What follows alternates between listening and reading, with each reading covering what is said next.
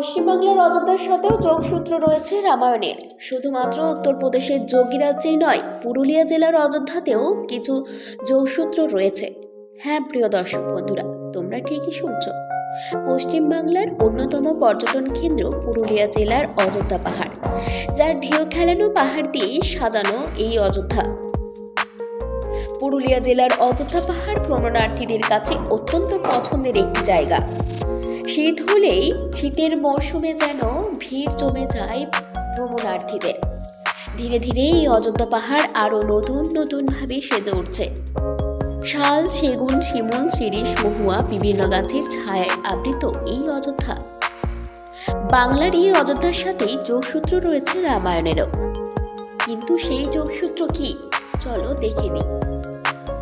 কথিত আছে অজ্ঞাতবাসকালে দণ্ডক যাওয়ার সময় এই পথে অযোধ্যাতে কিছুদিনের জন্য সেখানে বিশ্রাম নিয়েছিলেন রামচন্দ্র ও মাতা সীতা। আর সেই স্মৃতির চিহ্ন হিসেবেই রয়ে গেছে সীতাকুণ্ড। তাহলে এই সীতাকুণ্ডটি কি? চলো দর্শক বন্ধুরা, তোমাদেরকে আমি সেই তথ্যই দিই। সীতাকুণ্ড কি? এই সীতাকুণ্ডের রহস্যই তথ্য আমি তোমাদের সামনে এখন তুলে ধরব।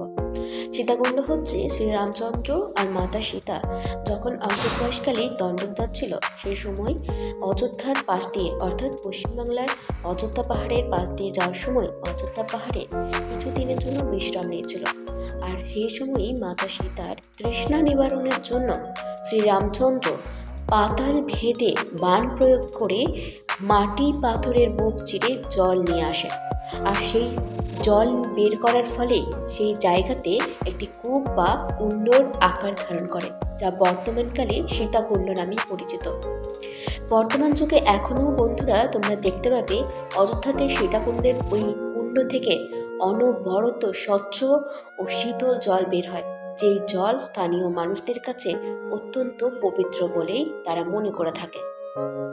তাহলে দর্শক বন্ধুরা, তোমাদের কাছে পরিষ্কার যে সীতাকুণ্ড কি আর কিভাবেই বা পশ্চিমবাংলার অযোধ্যার সাথে যোগসূত্র রয়েছে রামায়ণের, রাম সীতা ও রামায়ণের গল্পের। স্থানীয়দের কাছে এই জল অত্যন্ত পবিত্র। সীতাকুণ্ডের অদূরেই একটি রাম মন্দিরও স্থাপন করেছেন স্থানীয়রা। মন্দিরের ভেতরে রয়েছে রামচন্দ্র, মাতা সীতা ও তাদের অত্যন্ত স্নেহের ভ্রাতা লক্ষ্মণের মূর্তি। মন্দিরের দেওয়ালের চারদিকে ফুটিয়ে তোলা হয়েছে রামায়ণের নানান দৃশ্য। প্রিয় দর্শক বন্ধু, তোমাদের এই তথ্য কি আগে থেকে জানা ছিল না অজানা ছিল, তা আমাদেরকে কমেন্ট বক্সে কমেন্ট করো। হ্যাঁ দর্শক বন্ধু, এই তথ্য হয়তো অনেকেরই অজানা। তোমরা যারাই তথ্য জেনে থাকো আগের থেকে আমাদেরকে কমেন্ট করো।